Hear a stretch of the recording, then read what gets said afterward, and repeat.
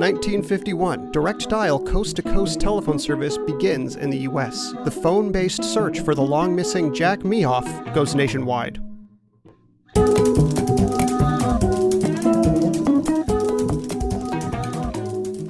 Welcome to The Revisionists. I'm Brian Flynn. I'm Zach Powers. And your guest this evening, our guest this evening, every guest this evening is the wonderful Timmy Lasley. Hello, I'm guest number one. I'm the number one guest. All the guests tonight. There is only one guest in the world tonight, and everyone who has a guest right now is Timmy. Hello, I'm at your aunt's house in Jersey. It's great. Yep. Of course, you're in the hearts of children everywhere, and you're the star of the movie The Guest. It's sort of like Christmas, except Timmy just steals some of your crackers, maybe a beer. Notorious cracker thief. Is that how you view like guests, that they're stealing your food? Yeah, that they're taking my property and eating it and consuming it. They're using my electricity or what have you. Yeah. They're breathing your parasites. oxygen. Essentially, I view guests as parasites. As Ayn Rand did. Yeah, of course, from her famous hospitality book, Atlas Throws a Party. That would be a great. I kind of want to write that as the a chocolate fountainhead. The chocolate fountainhead is. Yes. Oh, that's beautiful. Oh, God damn it. All right, folks. I just realized I'm the host this time. Sorry. It was election day yesterday, and I'm a little hungover. Anyways, but if you are new to the show, this is a comedy history show. Two things that don't really go together all that well most of the time, to be honest. But we try anyways. Each week, we invite a guest on, and one person tells the true story of a person or event from history, and another person tells a bullshit bananas crazy alternate version. I have to stop you right there, Mr. Powers. Every time I'm on this show, I dredge up the truth. Right. And honestly, like, it's just, this one really makes me mad. So okay, I'm sorry. One person tells the officially sanctioned version. Right. And one person tells the explosive truth. Yes. Found through diligent journalistic. The real alien autopsy on Fox. Yeah, exactly. And at the end of the episode, we vote on which we like more, and that becomes the true history of this brilliant blue marble we call the globe going forward. There's one right behind you. What's that? There's a map of the world right behind you. Oh, yeah. I'm doing this in my bedroom on the bed. Audience listening at home. He's in a very relaxed place. It's actually slightly uncomfortable to lean like this, but that's all right. We actually did make him pose We made him. That. Yeah, we made him. Oh, no. Now he looks like your middle school confidant. Yeah. Regardless, this week we are talking about Clipperton Island. Something I don't know about because I didn't have to do any of the research this time. And there's been a lot going on. You're going to love this bullshit banana story.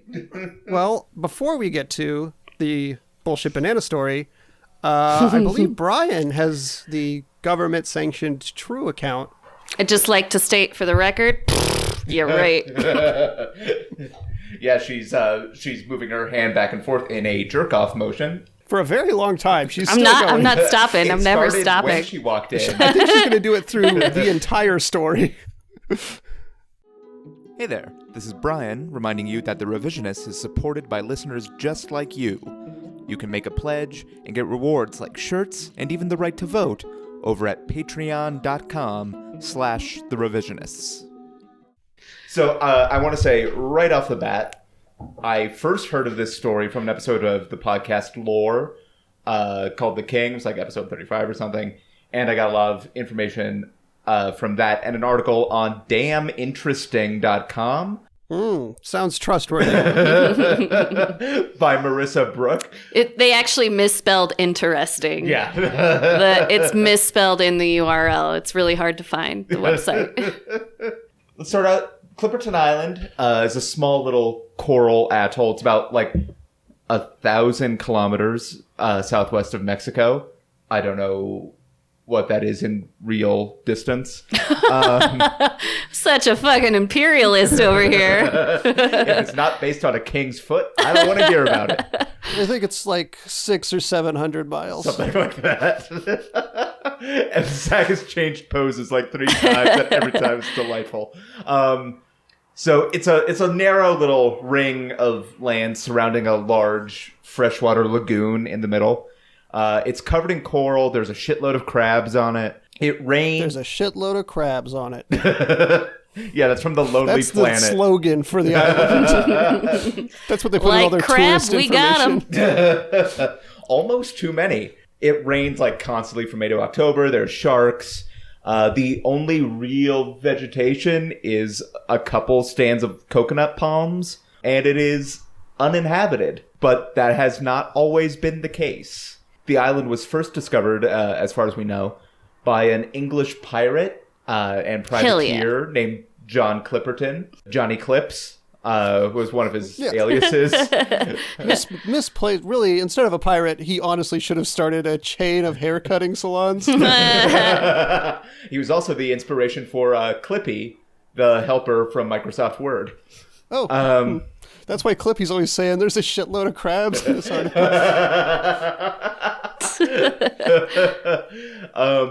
So France claimed Clipperton Island in 1858, but by the end of that century, France, the United Kingdom, USA, and Mexico had competing claims to the island.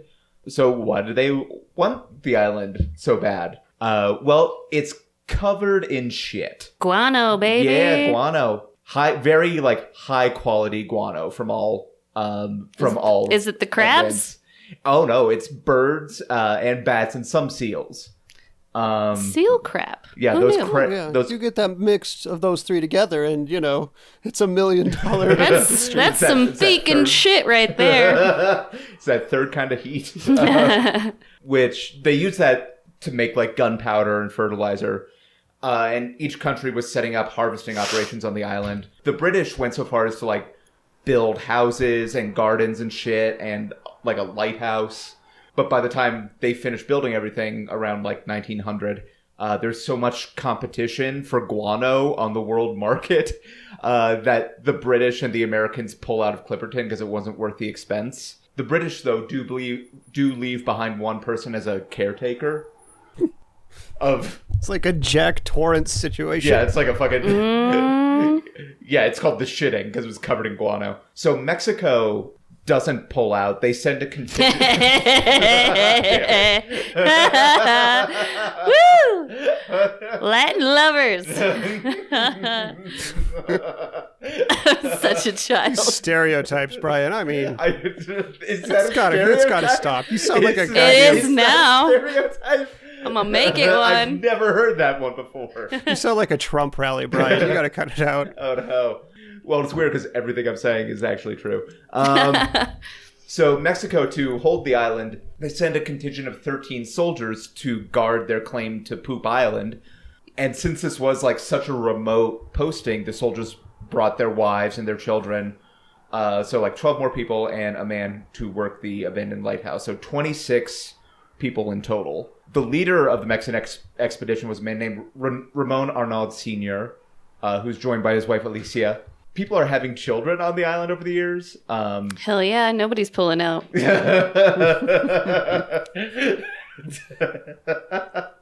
don't know what that is in Latin, but that's got to be on a seal somewhere. Not the crabs, nobody. Yeah, no, crabs use the rhythm method exclusively.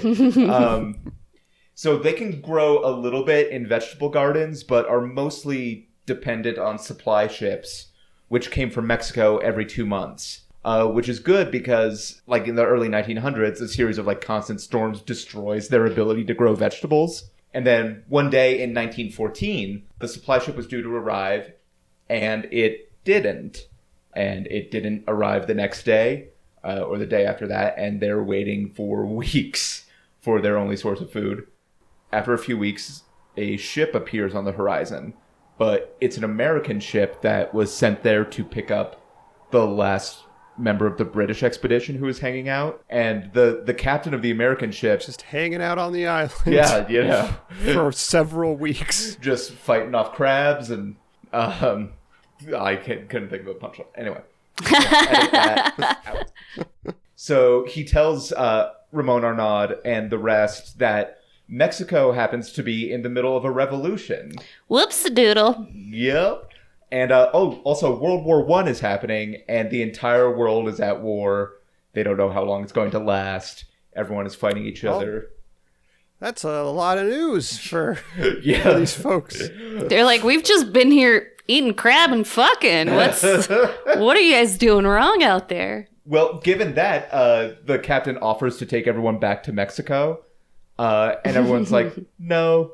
Or at least the leader was like, no, Yeah. we'll stay here on shit, crab, and fuck island. Shit, crap, fuck island. Yeah. Can that be the name of the episode? Shit, crab, fuck island. I want that on a t-shirt. The Clipperton Island Massacre. So they are That was the original name for sandals, I think. emphasis on the crabs. The expedition is surviving on birds, eggs, fish, and a couple coconuts every week. And the thing all that food has in common is that it has like no vitamin C. So there's a massive scurvy outbreak. Massive for like 26 people. Which, by the way, some symptoms of scurvy include weakness, depression, and bleeding gums. So I might... I'm 2/3 there. Yeah. You're very strong, I will say. Mouth so bloody. So they start dying. They have to... they bury the dead really deep because the island's crabs have a tendency to dig them up. Hell yeah, those crabs are like, you eat us, we eat you, but... Only the most ruthless crabs are left at this point. After the wave of scurvy is kind of passed a little bit, there's 5 men, 4 women, and at least 5 children left alive on the island. And Alicia Arnaud is pregnant. At some point, Ramon Arnaud spies a ship on the horizon. And they have 1 boat, by the way, and not really a lot of fuel, and it doesn't have a really good motor. Arnaud gets 3 of the other men on the island into the boat to chase after the ship. What is this guy's plan when he first sends that first ship away, like, we'll stay here, but we don't have a means of leaving, and we're just gonna wait? The thing about Arnaud was he'd been kicked out of the Mexican army at first for desertion, I think, or he'd been court-martialed at some point. So this posting was sort of a redemption shot at him. So I think part of it was like, I don't want to abandon my post. Or maybe he's like, I want to see what this scurvy is everyone's talking about. Yeah. How many You know what? I love my scurvy wife. So how many redemption stories do you see where it's the classic redemption arc of somebody tells you to guard the literal shit to get back in the good graces? So we're not entirely sure what happened next. But some of the wives of the sailors are watching from the shore as a struggle starts to take place on the boat, and everyone on the boat is thrown overboard and drowns. And then within the next 2 hours, a hurricane hits the island. And then in the middle of the hurricane... This is the worst day since they found out about the Mexican Revolution of World War I. And then in the middle of the hurricane, Alicia Arnaud goes into labor. This is a great movie. Shit Island. Come on. Yeah, Shit Island by Broken Lizard. I think they're doing that. So she gives birth to a son, Aniel, and after the storm, they emerge, and the entire settlement is devastated, except for the lighthouse. And the lighthouse keeper, who is a man named Victoriano Alvarez, who, by all accounts, is huge. And very imposing. And this is the point I should probably have offered up front. There is a content warning attached to this story for sexual violence and torture. crabs. And We've already... Yes. We Yeah. blew right past that one. Yep, Yeah. of course. I will not be getting into too much detail, but the next few minutes are going to touch on that a little bit. Alvarez, he gathers up all of the weapons on the island and tosses them into the lagoon, except for one rifle, which he keeps for himself. And he gathers the survivors and tells them that he is now the king of Clipperton Shit Crab Island. One mother and child resist, and he murders them. And so he proceeds to enslave and beat and sexually assault the survivors. The three adult women who were left were Altagracia Quiroz, Alicia Arnaud, and Tirza Randon. Tirza Randon, she's 20, and she makes a point of fighting Alvarez and insulting him every chance she gets. Ooh, fiery. I mean, yes, she is a remarkable person. Alvarez threatens Arnaud that he would kill her the second a rescue ship arrived. It was not going to be a ship that would rescue them, though. This torture goes on for 2 years, and in July of 1917, Alvarez calls for Arnaud to come to the lighthouse. Randon talks to Arnaud and says basically, "Hey, it's time." So they approach the lighthouse. Arnaud brings with her 7-year-old son Ramon Jr. and Tirza Randon. They come up, and Victoriano Alvarez is grilling a bird, and he's like happy because he caught a bird, I guess. That's what all the sources seem to say. I'm like, okay, yeah, there's a German word for, that German word for when you catch a bird so you're happy. Yeah, der Flockenspiegel. Yeah, exactly, that one, yeah. They have a word for everything. But he becomes enraged when he sees Randon, and he begins arguing with Alicia Arnaud. While they're arguing, Tirza Randon slips into Alvarez's hut, grabs a hammer, and smashes Alvarez in the head 3 times. Ramon grabs Alvarez's rifle, just to be sure, but by then Arnaud joins in, and Randon and Arnaud beat and stab Alvarez so much that the rifle is not needed. And they are still standing over Alvarez's body when a ship appears on the horizon. Which is, the ship is the USS Yorktown, an American naval ship that was in the area hunting U-boats. So a landing party shows up, and the women tell the 2 sailors everything that they had endured. The sailors ask where Victoriano Alvarez was, and the women say he died of scurvy. So sailors go to check out his body for themselves and see the typical scurvy symptoms of multiple stabbings. Because they happened to believe these women when they told them what happened. The 2 sailors looked at each other and were like, "Yep, scurvy." And Hashtag believe women. right.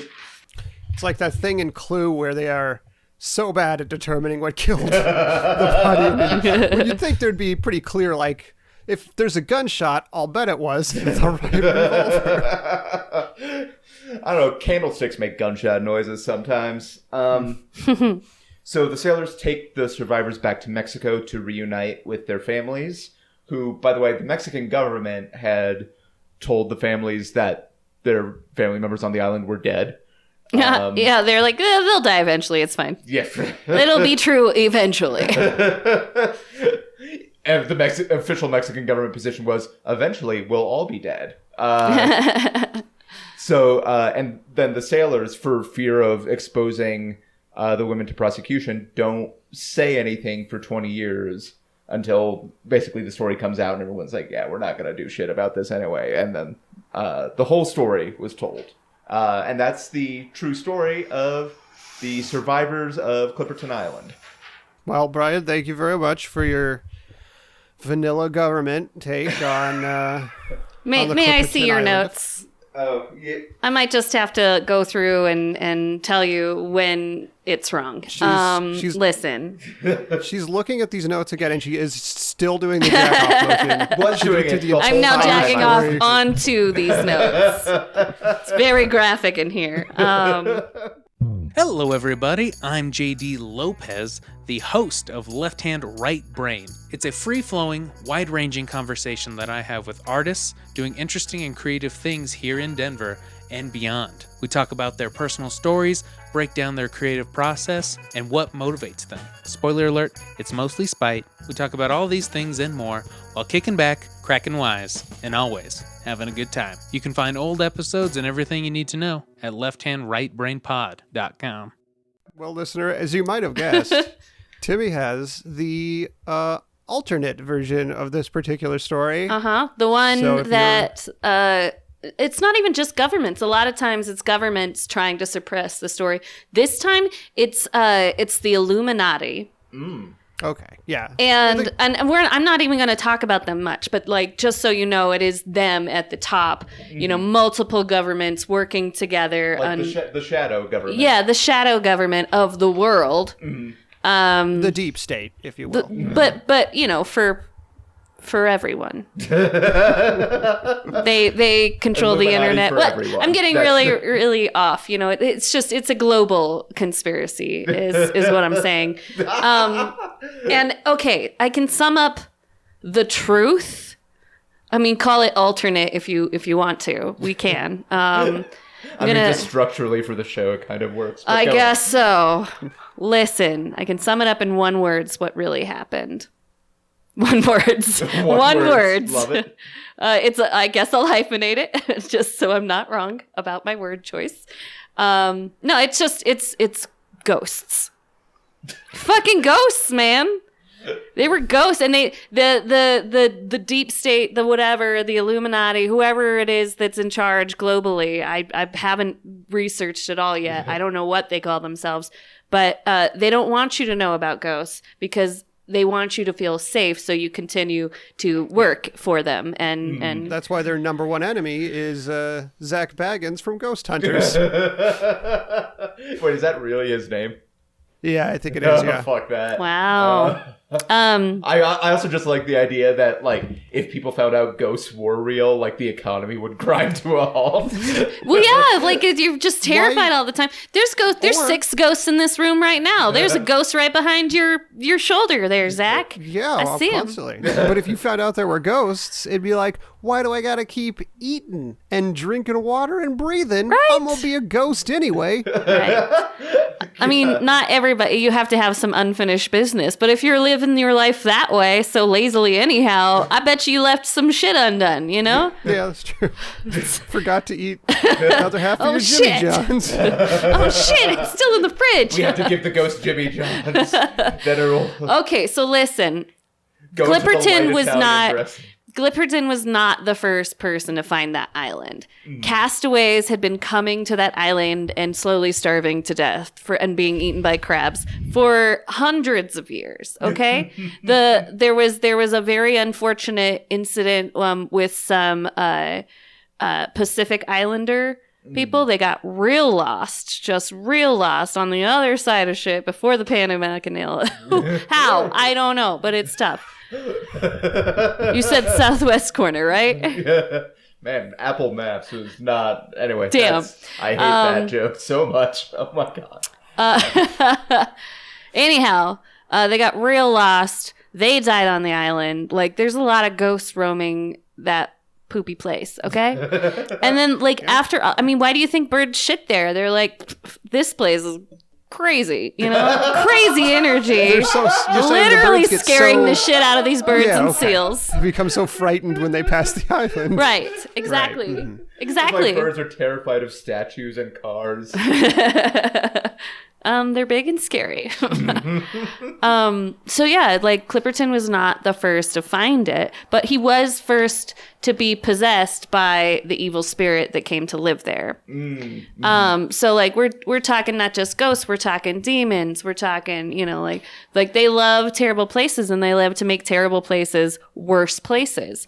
So, you know, inhabited Clipperton first, made him think it was a good idea to do something with all this shit. and they were just exporting evil all across the world with their guano enterprises. It's like a weird improv ghost that's like, okay, what's an object we have on hand? Hey man, Okay. until then he was just crab fighting, you know? I need an occupation. Snapping at other crabs. Crab. Just crabbing it up. So Clipperton, he was just the first in a long line to be taken over. Guano, bird shit. I'm looking at. See, yeah, vitamin C. Come on, no. Everyone knows that being possessed by a ghost or a demon severely depletes your reservoirs of vitamin C in your body. Mm-hmm. So they might have made it had this ghost not been jumping around, making people do shitty things to each other. You know, knocking over cisterns and shit, you know, like just knocking over cisterns. I don't know, water's precious, you know? Come on. I also, anytime I see someone buy a packet of Emergency or like Airborne at like Whole Foods, like, oh man, possessed, got ghosts. Whoa, haunted as fuck. So yeah, and then that's why Spanish dude who didn't want to leave his post, that's like come on, that's classic ghost. Well, that's actually almost the most reasonable. He wasn't in his right senses. See, Zach picked up on it as you were telling the story. He's like, "Wait, this doesn't compute. That doesn't make sense." Of course, it doesn't make sense. He was under the influence of an evil spirit. Mm-hmm. You know, all the things the lighthouse keeper did. You know, there's a curse on the island, and see, okay, what they don't tell you is that the hammer that they used to bash in Mr. Lighthouse's head. Was it Gordon Lightfoot? Mr. Lighthouse. Senor Lighthouse. It's the cutest name for a horrible criminal. Oh my god! If I were ever a serial killery type, I would definitely be like the happy fun time killer, or like the just something so juxtaposed. Juxtaposed. What was fucking John Wayne Gacy's clown name? Oh, Pogo, he's the creepiest, creepiest motherfucker. So yeah, it's and this is also something I came across in my research. One of the ghosts was actually, like, he is the living brother of the woman who was La Llorona. Oh. Shout out to La Llorona. Right. Yeah, we have to do one every episode. Good. So this is El Llorono. Just hanging out on Shit Island, you know? He's been there for a while. He got real lost, back during colonial days, because that's when she was around. That's when the family was there in Mexico, and he, loved the sea and just went missing one day. That's what happened to him. So, if his sister's like the weeping woman, is he like the shitting man, or is he like... No, I mean, he never shit, but like he definitely he never got a chance. Right? No. Well, I mean, he did when he had dysentery on the island where he died. Like he would try to drink seawater. Johnny, it's like that Johnny Cash song, "The Man Who Couldn't Cry," about that guy who couldn't cry his whole life, and then in the last 40 days he cried nonstop. It's like that, but with shit. Yes, that's precisely. Frontier Doctor. So here's the thing. So like the whole evilness of the island basically set up what we call in the biz a vortex of evil. Mm-hmm. Sorry, and that biz, just to plug your business. Oh, I don't have any business talking about that. Sorry, I thought you were an amateur ghost wrangler, but no, I mean, I'm just an amateur ghost history ghost historian, maybe. Okay, it's a passion of mine, and there's so many. I mean, every history story honestly has a fucking ghost in it. If you look at the real histories. Mm-hmm. The best thing about being a ghost historian is your primary sources are eternal. You can always ask them what happened. Yep, that's. I'm writing a history research paper right now, and that sounds great. I'm going to try to seance up some ghosts. Yeah, they'll tell you the real history every time if you just talk to them, Is that how you got this to me? Did yes. you perform a seance? I just kind of like think about it and it comes to me and I'm like, trust your intuition. This is right. This is right. So the hammer that they used, on Senor Lighthouse was, I haven't lost the thread. He was, the iron in the hammer broke the curse. It killed off the original ghost who started it all, the original evil spirit, the like Espiritu Primero, as he was known to his friends. It was probably one of those Pacific Islander sailor people back in the day. Who knows? I haven't talked to him yet, but the invitation's open. He hasn't responded to the request for an Right. My friend request on Ghost Facebook hasn't been accepted Ghost yet. Facebook is my favorite member. It's of like in. it's you just like think about it and you're like, oh, that's what they're writing on their walls. Anyhow, I'm real tuned in. So that the iron. Obviously, we know that iron chases away ghosts from the historical documentary series Supernatural. Have you ever watched that? Some really precise research. Really great. I've seen a few episodes because my dad loves it. And I've just never seen two scientists so handsome before. They are just gorgeous top minds in their field. Mm-hmm. Yeah.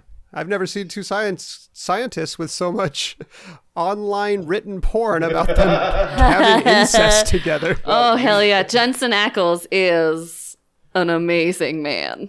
Oh, he deserves a medal. You have not read my fan fiction about Brian Greene and Michio Kaku. Michio Kaku. Love it. So yeah, that's what happened, It's not all of the things that you said did happen. They absolutely did happen. There's just more to the story. There are ghosts in your water glass right now. There's ghosts everywhere. They're just, everyone They're like bacteria. needs to wake up to the truth of this, or else.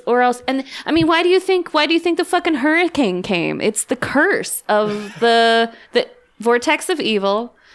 The hurricane came right when that happened. It caused the coincidences. Yeah. Like her little son, who was born during that hurricane, that is part of his power. Was like he was born in that moment. He's connected to the spirit world, and so when he started hitting Senor Lighthouse, that added power to the act. Strength of the wind. Right. Mm-hmm. Right. I heard you eat 5 ghosts a year in your sleep. That is true. Yeah. Mostly ghost spiders, but every now and again. God, please don't. Let's not introduce the possibility that there are ghost spiders. Oh, yeah, absolutely. There are animal ghosts. Definitely. 100%. Everything that's ever lived is still with us. Because everybody's got a half a sandwich in their fridge just left over. The fridge of their soul. God damn it. I was going to eat that. So yeah, I mean, it's short, it's sweet. We could talk about the global, conspiracy. But, I feel like that would take a lot more time than we have. I mean, I don't know what the runtime is on this, but we can do it as a bonus episode. Okay, thank you. I appreciate. Maybe get you aboard once you've gotten through all of history and get up to present date, we'll cap it off. We'll actually we'll release that bonus episode concurrent with this one. If you don't see it, it has been redacted by the world government because it revealed all the secrets. All right, yeah. I've got time tonight. Let's record it. Perfect. It's 2018. I don't even want to accidentally lean into that right now. Timmy, thank you. Oh, thank you for having me. It's always a pleasure to get to, speak for the unspoken and the undead. The ultimate unspoken form. Listeners, real quick, I want to say, I want to get rid of some of these shirts. These shirts is just $10. They got that Jeff Tice design on them. Ooh. All sorts of sizes left. So use the contact form at revisionistpodcast.com and be like, hey, give me a shirt. And we'll give you said shirt. Easy as possible. What an easy transaction. There will be a monetary aspect to the exchanges. You can't just say, give me a shirt. Just $10. That's a screaming good price for a t-shirt. Damn Skippy. Are they good quality? Very good quality. They're nice. on Next Level. black prints made by a small print shop in Denver, Colorado. Locally sourced. Yes, indeedy. I also want to say, Revisionist is a proud member of the Denver Podcast Network, along with such shows as Voice of Montbello, which is a production of the students of what was formerly known as Montbello High School, where they talk about issues that affect their community, which is predominantly African American and Latinx, and they're teenagers who have interviewed the chief of police of Denver, mayoral candidates. Hell yeah. And everything, and they are putting entire generations to shame. So sounds like some smart cookies. I know. I got to meet some of them, and they are the best. So check out Voice of Montbello. Also, hit us up on the social meds, Facebook, Twitter, Insta, and write a review. Do you guys do LinkedIn? No, we're getting on our LinkedIn game. Yeah, we're falling a little bit behind on getting weird requests from people with Ukrainian names on our LinkedIn. But if you write a review of us on iTunes, I have heard that that's allegedly helpful. Mm-hmm. So it could be about crabs, it could be about shit, it could be about ghosts, whatever you want. Just make it positive. See if you can make that into a positive review as a challenge. The winner with the best review will get to choose a topic of a future episode. Timmy, the night this episode comes out, Saturday the 10th, there's going to be a show at Comedy Room Room. Comedy Room Room. R.I.P. We love you. Yeah.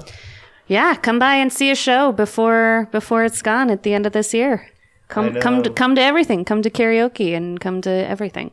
Just live there. Come to just bring your bed. Bring your knapsack.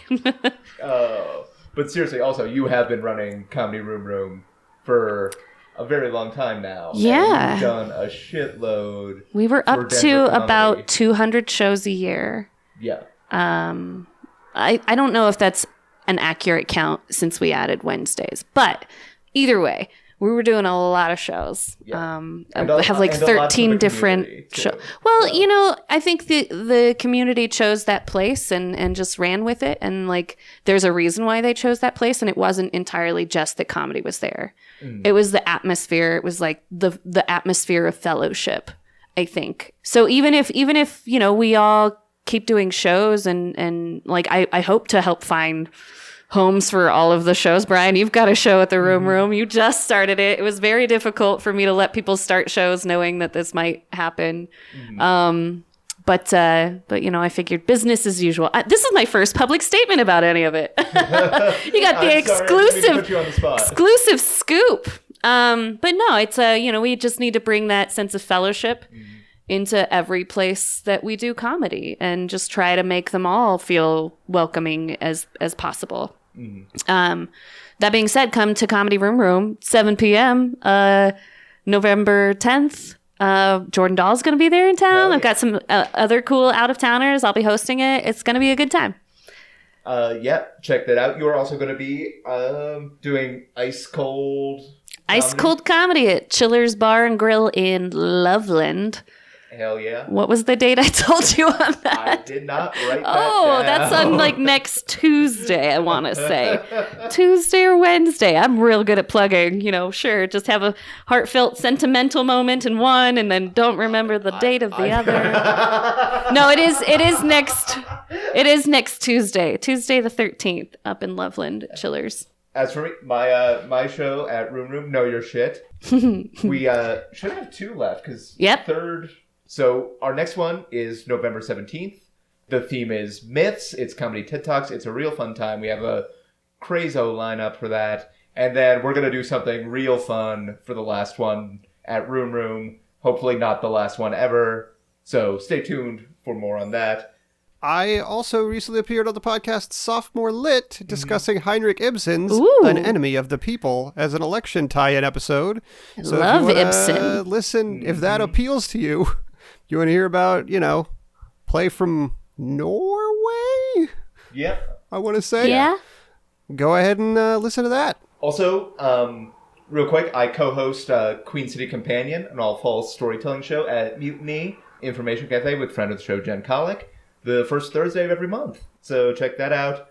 Also, we've been encouraging people to vote. I voted today. It was great. Perfect. I'm kidding. I did it at like 6:30 last night. I dropped my ballot off. Finally. And I will say, just in this moment, hey, democracy is about more than voting. It's about staying engaged, even when it's not election season. Guess what? You're not done, and you won't be done until you're dead. Yeah, all those new people who just got elected, put their feet immediately to the fire. Literally. Burn their feet off. Like that Jabba's torture chamber for droids at one point when droids having its feet burned. Yeah, the one That's where that expression why can comes droids from. feel pain? Yeah. But judgment falls to Zach this episode. Going into this, I thought the Clipperton Island story was going to be like mysterious, but then at a certain point it becomes a real bummer. Mm-hmm. And since I think bummers are less bummery if it's like there's a shining like ghost location that's compelling people to do evil acts. Mm-hmm. It really takes the onus off of humans and our behavior. Yeah. We can pretend that humans aren't the scariest thing for a while. So in the spirit of denial, I'm going to go with Timmy's version of events this time. Thank you. I appreciate that. Timmy, thank you. Oh, thanks for having me. It's always a blast. For everyone here at The Revisionists, I'm Brian Flynn. I'm Zach Powers. Have a good time.